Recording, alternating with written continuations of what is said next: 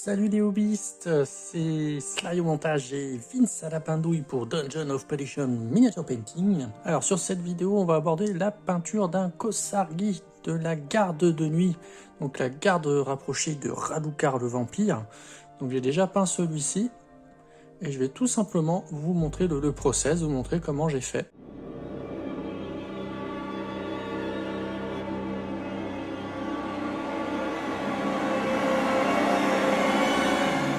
On va partir sur quasiment allez, 99% de peinture contraste. Pour tout le corps, les vêtements, la fourrure, le bois, les bottes, on n'aura que la lame avec de la peinture classique, je vous montrerai de toute façon.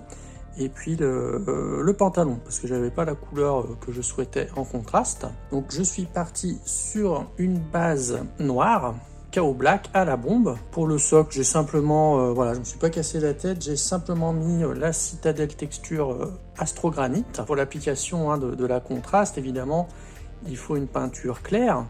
Et en fait, on va s'amuser à faire des brossages à sec successifs sur notre Kosargi. On va faire un genre de sketching, noir et blanc, des gradés de gris, afin de voilà d'avoir tous nos contrastes, notre lumière et nos ombres, et afin de gagner beaucoup de temps en fait. Après, quand on va poser notre peinture contraste, il n'y aura plus grand chose à faire. Donc pour le brossage à sec, j'utilise un pinceau, évidemment, et un pinceau à paupières, un pinceau de maquillage glamour. J'ai trouvé ça en supermarché, 5 balles, je l'ai déjà utilisé plusieurs fois, super simple à nettoyer, la peinture reste pas dessus, ne sèche pas hein, comme sur les pinceaux un peu plus classiques où c'est plus compliqué à enlever. Le poil est très très doux et ma foi, après avoir utilisé plusieurs fois, je suis très convaincu, hein, j'avais lu ou vu, je sais plus, sur YouTube ou sur des forums que ce type de pinceau maquillage faisait très bien l'affaire. J'ai voulu tester et je suis convaincu. Donc je vais vous montrer ça tout de suite. Donc pour mes premiers dégradés de gris, je vais commencer par un graphite de chez Skullcolor. Vous pouvez utiliser également le Dawnstone de chez Citadel, c'est quasiment la même teinte. Et on en fera un second en Arctic Blue également de Skullcolor. Allez, donc le brossage à sec avec mon pinceau. Allez, on trempe juste comme ça le bout du pinceau dans la peinture. On vient sur un essuie-tout, l'essuie entièrement en fait, jusqu'à ce que vous ayez l'impression qu'il n'y en ait quasiment plus. Et on vient brosser à sec notre figurine de Kosargi. On va commencer par le haut comme ça en faisant des petits arcs de cercle. On n'oublie pas notre petit rat. On fait tout, le soldat. Donc l'ogre mort-vivant, et on va marquer tous nos reliefs, la texture du socle. Donc voilà, après un premier passage, vous voyez, on a bien marqué nos ombres et nos lumières. C'était un petit peu ici là, sur la veste. Alors là, je vais insister sur les parties qui prennent la lumière, c'est-à-dire les parties hautes. En plus avec ces poils bien doux, on peut bien s'insérer dans les creux. Marquer le visage aussi. On va attendre un petit peu que ça sèche. Allez, on attaque donc tout deuxième brossage successif avec l'Arctic Blue que j'essuie à fond sur mon sopalin, sur mon essuie-tout. Voilà, c'est un gris plus clair. On va essayer de se concentrer plutôt sur le haut de la figurine. Vraiment sur les reliefs, on va y aller plus light que le premier passage. Le haut de la lame. Plus légèrement. On va marquer les reliefs les plus importants. Notre petit rat, pareil derrière. Je suis vraiment plus léger qu'avec le premier gris. C'est de voir là où la lumière sera la plus importante. Mon pinceau est un peu trop gros, donc ici j'ai pas pu trop venir faire de gris sur la veste, contrairement à ici où j'ai pu en mettre un peu plus. On va être vraiment peut-être un peu trop dans l'ombre avec la contraste. Je vais prendre un pinceau plus petit et venir remettre un gris moyen. Bon là c'est pas un pinceau pour brossage à sec, mais bon. Voilà, là où le gros pinceau peut pas passer, je vais chercher à poser mon gris. Et maintenant on va venir faire un dernier brossage à sec très léger en White Scar. Pour le White Scar, on va vraiment se concentrer sur le haut de la figurine. Voilà, le haut de la fourrure ici, en haut de la lame. L'épaulette, l'épaulière, un petit peu ici là, le bidou là qui dépasse, petit peu la barbe, voilà, la fourrure, le haut aussi de la figurine ici, dans le dos. On est pas mal. On a bien défini nos dégradés de gris, ça définit bien les volumes, hein, ça nous fait des ombres et de la lumière. Dernière petite chose avant de venir s'amuser avec la contraste, on va finir les petits détails de relief avec du white car. Alors on va venir en fait mettre un peu plus en valeur notre visage, qu'il soit un peu plus pétant une fois qu'il sera en couleur pour qu'il attire bien le regard. Je vais tout simplement venir refaire un petit peu les dents. Voilà, de notre ogre mort-vivant, le nez, le haut de la bouche, petit trait comme ça. Voilà, pour qu'il vienne prendre un peu la lumière, qu'on puisse bien voir la peinture contraste qu'on appliquera dessus et que ça attire un petit peu l'œil. Hop, on va faire les pommettes ici. Bon, à ce niveau-là, ça sera plutôt plongé dans le noir, donc on n'y verra pas trop. Alors, on va bien marquer un petit peu plus ces phalanges. Ici pareil, les phalanges et puis les ongles. Allez, on va dire commencer à poser notre contraste. On va commencer par la peau. Donc pour la peau, pour notre Qosari, j'avais utilisé un plaque Bearer Flèche. Ça va très bien, on va faire une peau de zombie. Et en même temps, pour marquer certaines blessures, on va utiliser un Volupus Pink. On va essayer de peindre juste la peau sans peindre les ongles. Bon là on ne les voit pas trop, hein. Il y aura juste celui-ci parce qu'on va venir faire une couleur différente. Donc je vous disais, dans les blessures, là dans les creux, on va venir mettre du Volupus Pink. Allez, on fait l'autre main. On épargne les ongles, du vert. Vous verrez, ça va vraiment être très rapide à faire. On va mettre un peu de vert ici parce que là, on voit que le vêtement est déchiré et qu'on voit la peau. Ici aussi. Pour le visage, on va essayer d'épargner entre les dents et la bouche, on voit la gencive. Ce qu'on va faire, on va prendre un pinceau plus fin et je vais venir mettre du Volupus Pink dans un premier temps pour souligner les gencives. Hop, on va faire de la précision. Tac, voilà. On va venir faire le visage maintenant. On va revenir avec l'autre vert, plaque Bearer Flèche. Alors on essaye de ne pas en mettre sur les dents. Maintenant on va peindre donc la figurine vêtement par vêtement. On va commencer par le pantalon là qui est dessous. Là, on doit voir ici là derrière. Là, ça va être le pantalon aussi. On va utiliser un Elysian Green.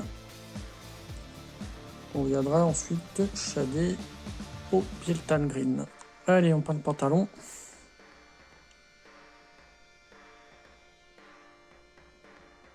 Et on a dit que le pantalon, on le voyait également dans les trous.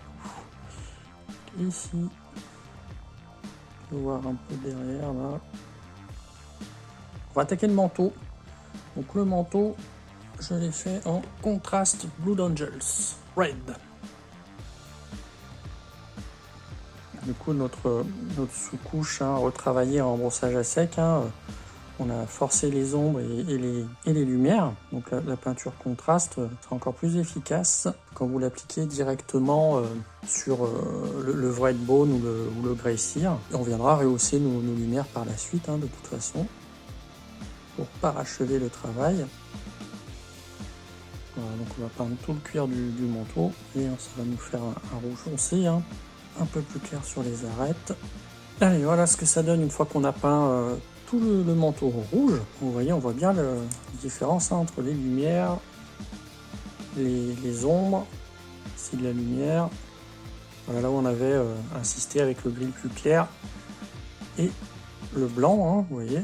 Ici, là on est plus dans l'ombre, un petit peu de lumière ici. Maintenant, on va venir faire les manches et les bottes en Black Templar, dilué avec un peu de l'amiane médium. Et on attaque mon vert de manche. Je garde le blanc en haut, là, on va regarder, ça fait un lining. Je vais le garder ici. Les bottes. On termine avec la dernière manche. Les bandes de cuir, là, derrière. Et la ceinture.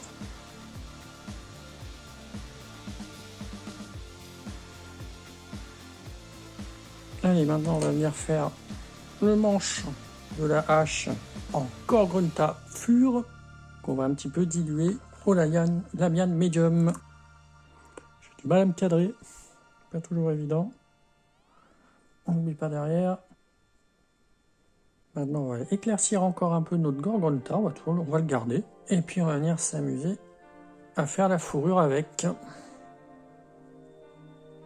Une fois qu'on a terminé notre fourrure, on va peindre nos têtes de loup, ici les épaulières, on dirait des têtes de loup. On va les peindre en agaros dune, ça va donner un petit peu un effet de métal doré. Nos ombres et notre lumière, ça fait presque penser à du métal, hein. On peaufinera un tout petit peu. Voilà, on vise le tabletop, voire le tabletop plus. Ça ira bien pour nos têtes de loup. On va faire les dents et les ongles en Skeleton Horde. Passer sur mon layer S. Sur les dents et les ongles, on a dit. On va venir faire nos clés ici en Basilicanum Grey.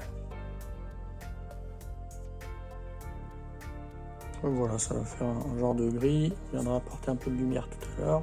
On va faire pareil pour la clé du rat. Allez, notre petit rat, on va venir lui mettre quelques points de Volupus Pink. Sa petite queue, Volupus Pink. On va faire ses petites oreilles. Qu'elle ressorte un petit peu. Et son petit museau. Puis il ne reste plus qu'à faire sa fourrure. On va pas s'embêter, hein, on va revenir avec le Gore-Grunta Fur. Tac, ces petites papates. Il est mignon. On va essayer de faire le visage comme ça, voilà, tout en gardant le Volupus Pink. Voilà, il sera parfait notre rat comme ça ira très très bien. Bon, maintenant qu'on a fait notre rat, on va venir rehausser, remettre un peu de blanc sur certaines parties. On va faire revenir un petit peu les boutons là. Hop. Et après on viendra y remettre du agaros dune hein, pour faire un effet un petit peu doré. Les petits points là, les petits clous en blanc. On va venir mettre un peu de blanc pour simuler des reflets métalliques. Sur notre boucle de ceinture, là on a mis un peu de rouge d'ailleurs, j'avais dépassé. Nos clés. Un petit lining. Hop, on va faire un peu de ici là sur l'anneau. Là pareil pour la clé du petit rat, un petit point lumineux ici. Là on va faire un petit lining. Tac. Petit point lumineux, petit lining, un petit peu allumé. Nos boutons ici qui seront donc en doré. On va revenir mettre des petits points blancs sur les dents. Vraiment juste sur le haut des dents. Tac. Maintenant on va venir rehausser tous nos boutons en agaros dune.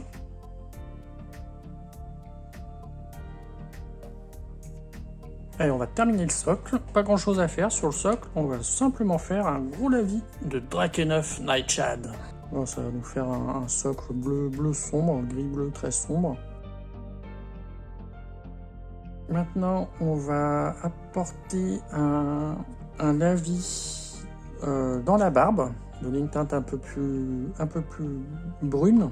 On va prendre un Dark Coat Flèche. On va quand même le diluer au lamian. Je mets une dose de Dark Coat pour 2 doses de lamian. Voilà, c'est léger. On viendra après faire du lining de blanc, faire ressortir un peu plus la barbe. Bon, maintenant, deux solutions. Ou vous finissez là. C'est votre niveau tabletop. Excellent pour jouer. Vous peignez votre manche là et l'embout de votre bardiche ou hallebarde et le casque avec une peinture à pigment métallique, hein, à Lidbicher, Ironbreaker.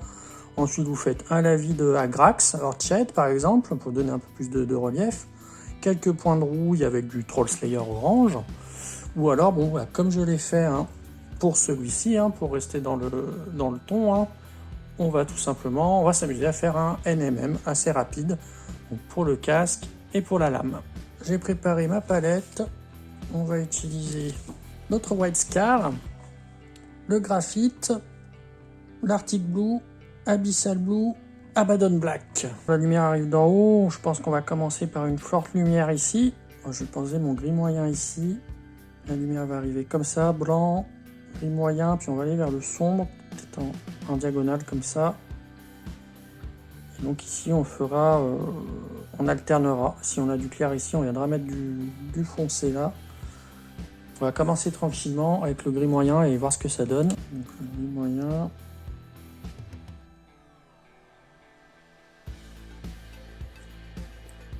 Je vais venir prendre le plus clair, le abyssal, pour venir tout de suite mettre la lumière, comme ça. Je vais un petit peu tirer le gris moyen dans le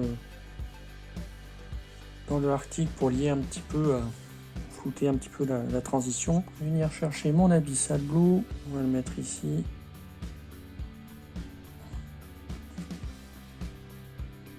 Pareil, on va venir flouter là comme ça. Et puis on va venir terminer au noir ici, notre noir donc.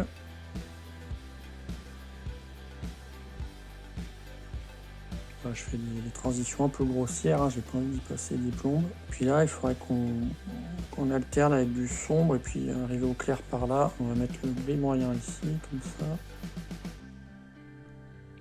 On va arriver dans le sombre au-dessus.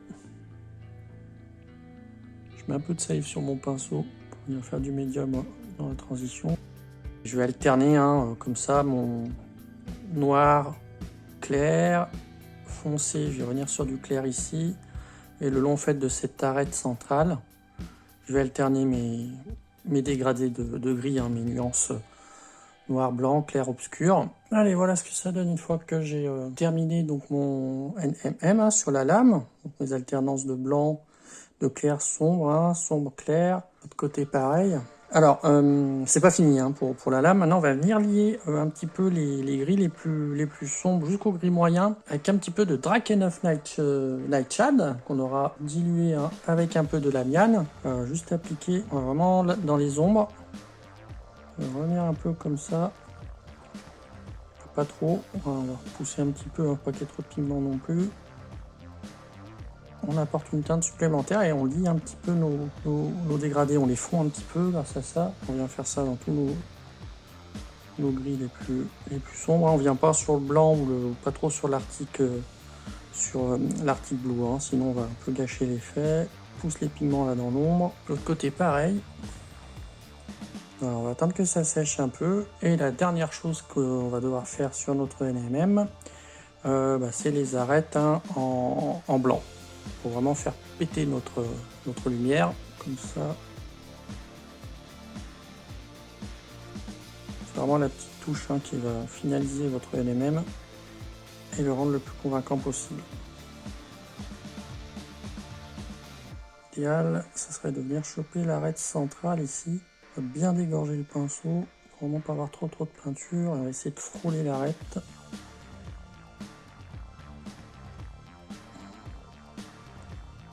On s'en sort pas trop mal. On va faire pareil de l'autre côté. Voilà, une fois que j'ai terminé de faire mon lining, ce que ça donne, vous voyez, ça n'a pas mis trop longtemps. Le résultat, je pense, est assez convaincant. Et comme il s'agit d'une ancienne arme, d'un guerrier mort-vivant qui a peut-être plusieurs siècles, on va quand même apporter un peu de corrosion. Alors on va y aller très délicatement. Pour pas bousiller notre effet NMM, on va simplement mettre un Doom Bull très dilué dans les ombres. Et un Troll Slayer aussi assez dilué dans les petits endroits abîmés comme ça, mais vraiment très légèrement, des toutes petites pointes pour suggérer la rouille sans venir abîmer notre NMM.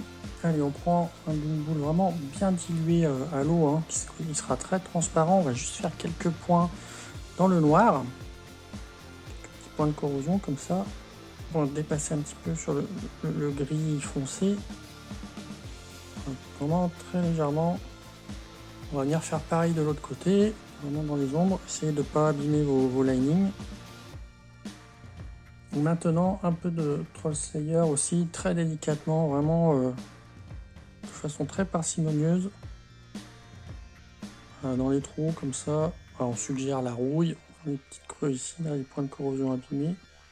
Il va nous rester que du lining à faire et des petits éclaircissements. Par contre, j'ai oublié de venir ombrer mon pantalon avec le Bieltan Green. Le creux ici, celui-ci là, pour terminer, maintenant, on va se faire des linings. On va éclaircir un peu notre manteau avec d'abord un lining de Wild Rider Red et on fera les points les plus lumineux au Fire Dragon Bright. Donc je vais commencer avec mon Wild Rider Red, donc qui est plutôt assez dilué. On va commencer par le haut des manches ici, à se choper les arêtes, les parties hautes. Et au niveau du ventre, c'est très éclairci, hein, parce que j'avais pu bien accéder avec le brossage à sec. Donc on va venir égaliser un petit peu, hein, parce qu'il n'y a pas de raison que ce soit plus clair ici que là. Pareil sur les manches ici. Ici en bas aussi, on va venir faire les arêtes. On va venir tirer la peinture là. Pas facile d'accès. Hop, je fais avec la tranche du pinceau ici. On va venir faire pareil à l'arrière du manteau, dans le dos. Hop, pareil, hein, je chope les arêtes comme ça avec la tranche quasiment avec la tranche du pinceau. On va venir faire les plis, le haut des plis. On va venir faire un peu de lining là sur le bas du manteau.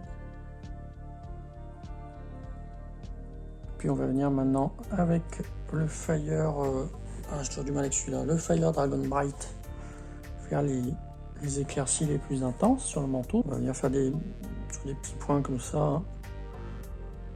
Petits points de lumière sur la bedaine, vraiment au haut des manches, un petit peu sur les arêtes comme ça. Voilà, vraiment là où on pense qu'il y a le plus de lumière, aussi sur les arêtes comme ça. Hop, ici pareil en bas du manteau. On va venir se faire un petit brossage à sec pour redonner un petit peu de volume à la fourrure. On va prendre, allez, le premier qui vient, Amorgas Bone. J'ai bien essuyé mon pinceau, puis on va juste venir choper les poils de fourrure les plus hauts. Voilà, comme ça. Ceux qui reçoivent le plus de lumière. Alors, vous voyez, le casque, je ne l'ai pas retravaillé, hein, je l'ai laissé comme ça, juste avec les brossages à sec, hein, et puis une petite pointe de blanc. On a un petit NMM, hein, ça marche pas mal. Et là, on va venir le bas de la fourrure ici, petit brossage à sec. On va revenir marquer un petit peu la barbe, on va faire du lining blanc dessus pour la faire ressortir un peu plus. Hop, donc quand je fais du lining, je dégorge toujours mon pinceau comme ça pour pas trop en avoir et pas baver. Et on vient reblanchir un peu notre barbe. Et j'ai oublié le lining des bottes aussi, décidément je vais aller trop vite. Les bottes et les manches, donc en Arctic Blue, la botte comme ça. Allez, la seconde botte. Pas besoin de plus. Ça marque un petit peu les reliefs, ça fait briller un peu le cuir. Pareil sur les manchettes. Des fois c'est un petit peu difficile de passer le pinceau là. On va essayer de chercher l'arête là sur le bord. Faire du lining ici. Voilà. Sur nos petits bouts de cuir tant qu'on y est. Avec la tranche. Allez, dernière petite touche. Un peu de verdigris. Et le verdigris juste pour notre espèce de métal un peu doré. Le verdigris ou le lilac oxyde, toujours avec parcimonie, parce que si on en met un peu trop, c'est très rapidement too much. Ça gâche tout de suite l'effet voulu. Voilà, très légèrement dans les ombres, dans les creux. Allez, on essaye la touche finale. Après, promis, c'est fini. On va peindre ton petit œil du rat, on essaye. Un tout petit point. Bim. Allez, après, vous mettez une petite pointe de vert, par exemple. Allez, moi, je vais mettre, qu'est-ce que j'ai? Un petit peu de washer cream.